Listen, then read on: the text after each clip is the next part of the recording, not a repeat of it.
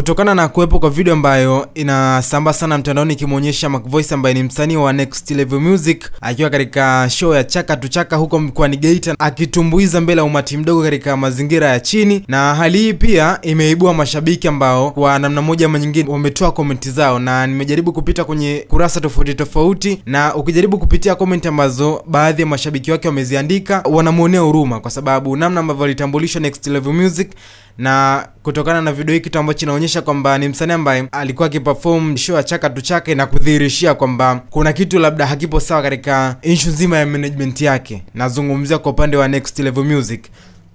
Lakini pia baadhi ya mashabiki wanahoji kwamba imekuwaje, na ukijaribu kuzingatia kwamba kuna baadhi ya kazi ambazo amezifanya lakini Rayvanny ni kama hampi support ile ambayo inahitajika, kwamba ni msanii wangu sawa, lakini kuna muda pia inabidi unampa support ile ambayo anahitajika kuipata.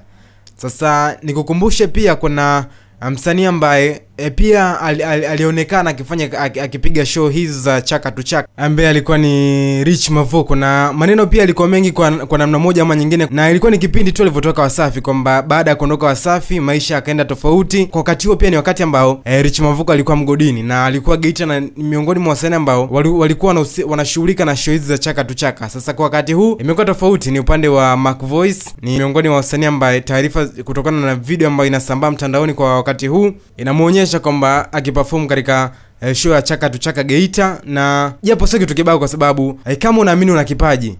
unataka kuishi katika kipaji ambacho upo nacho, basi lazima uhakikishe kwamba unafanya kitu ndoto zako zinabaki pale pale, au unaendelea kuishi katika ndoto zako, tofauti na kwamba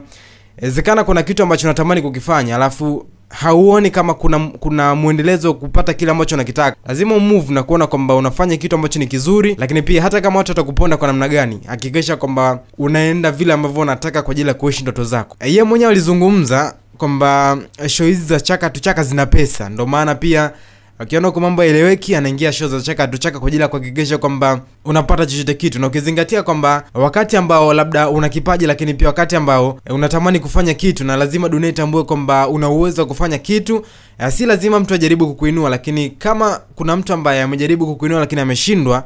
basi lazima uhakikishe kwamba unajiinua mwenyewe.